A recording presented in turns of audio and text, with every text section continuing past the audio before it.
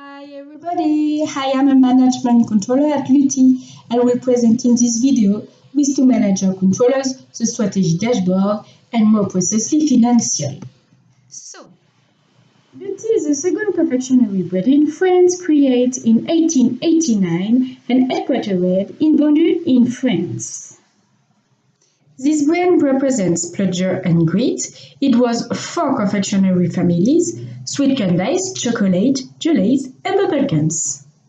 Lutti is present in international in more than 50 countries, representing 30% of turnover. In 2013, Lutti changed its strategy with the arrival of the new CEO Sébastien Berger. After a drop in the result, Lutti decided to abandon the distributor brands. It innovates a lot and seeks to develop its product internationally to meet the expectation of customers and expand its customer base. So, what impacts strategy decisions on financial performance of Lutti? One of the main objectives of the strategies undertaken recently is to intensify our strategic position. We have 33% market share compared to 13% for us. Haribo represents the group to beat. He has to boost us and help us surpass ourselves and eventually overtake him. To understand on what products we can play, we have produced a BCG matrix in which we use relative market shares. Visually, we quickly understand that the situation is not critical, but it could very quickly become so. Indeed, on our four product lines, chocolate confectionery, cooked sweet candies, bubblegum and gel candies, only one is considered as a star, so at the chocolate confectionery. The other three are question marks. So in other words, either we succeed in turning them into stars, or the three ranges will become dogs. In the latter case, the financial health of Lutti will be severely impacted. We have to do everything we can to make the situation work for us. There are a number of solutions available. We can intensify the activity of chocolate confectionery. We can also invest in the other three product lines. The idea is to make them more attractive so that future consumers will turn to our brand and not to Haribo. Another objective taken last year was to increase the profitability of our innovations. We have developed this indicator to analyze our current situation. 4 candies were chosen. First, our Bubblies range of the spicy candies, launched in 1993. We wanted to see if the famous blue and pink bottle always met our expectations. Our famous Scooby-Doo's then have also been at the heart of our analysis. Appeared in 2008, they took a great success. In 2016, we decided to surprise our customers and our competitors by opening our Lutti lab, so the 3D candy was born. Finally, we put our thumb even more chocolate candies with the branded treats. It enters on our portfolio in 2018. So here are the results. We have a margin of 65%. The Scooby-Doos are the sweets that bring us the most today.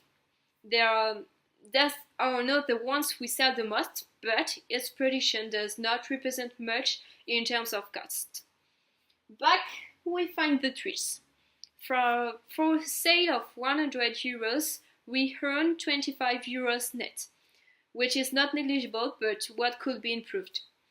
The acquisition being recent, so I suggest that we follow its margin throughout the next few months and years. The idea is to see if we are able to amortize its acquisition costs. Then comes the 3D candy with a margin of 18%. It is candy that attracts, but it's still subject to the cost of the investment undertaken 2 years ago, so we still have to caution our Lutti lab, so we'll see that is next in a few years. Finally, with 12% margin, we find our famous Publis.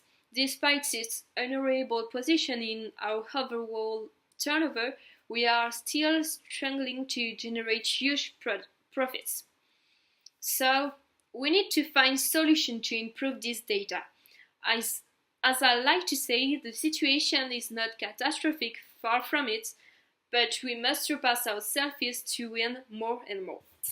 Part of our strategy reorganization of the supply chain, one of the most important investment and project implemented by the actual CEO, Mr. Berg, was to the implementation of the software Enscape Demand Planning. So this is a software that allows us to create sales forecasts based on historical data and other events. So the goal of this software is then to plan the production and the needed resources. So in that way we can optimize the inventory in terms of raw materials and also finished products. So to know if we perform better, we choose to follow up the value of the different inventories. Like here we have the raw materials like sugar, cocoa, and over there the finished products. So as you can see, we choose the 2012 as a basis, as a 100 basis for this diagram, because it was the year of implementation of the Enscape Demand Planning. So here you can see that the value of the raw materials inventory decreased. So it means that we managed to optimize the inventory.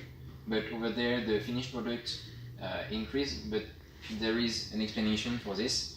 Mr. Berg said that there was too many inventory failures, so we choose to increase the inventories in finished products in order to get away from this problem.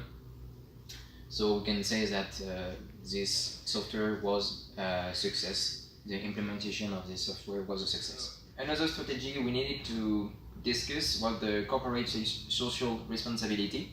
So nowadays customers take more and more into account the social and environmental impact of companies. So in that way we decided to follow up the different aspects of our CSR policy. One was the social impact that we follow up with the turnover of employees, but today we will focus only on our environmental impact. So as you know, we can also make money out of CSR policy. In 2008 we launched a new product, Smoothies, which was candy for vegans. Then it was important for us to understand the proportion of healthy products inside our turnover.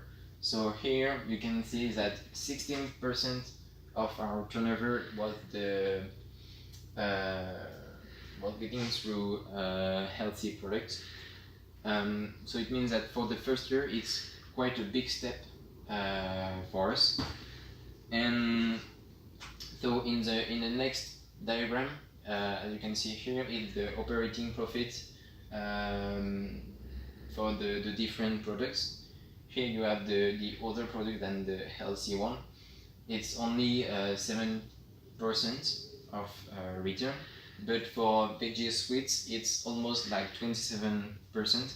So in the future I think we should try to focus more and more and to promote the veggie sweets like the smoothies products.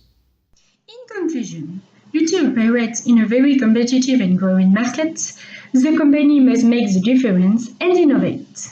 The main asset is its capacity for innovation. It's so important to control the performance of the innovation process in order to improve the indicators. Lutti is growing internationally. Since the change of CEO, we are seeing a rapid growth in turnover. It remains to make efforts on the cost to be able to grow in the same proportions. Lutti constantly reaffirms its values and commitment on nutritional, environmental, and societal issues. The new strategy focused on innovation, the decision to stop the production of distributors' brand, and the development of the export allows the company to maintain a strong position in the face of strong competition. Financial indicators are very important management tools for the manager to identify problems and to correct them as quickly as possible.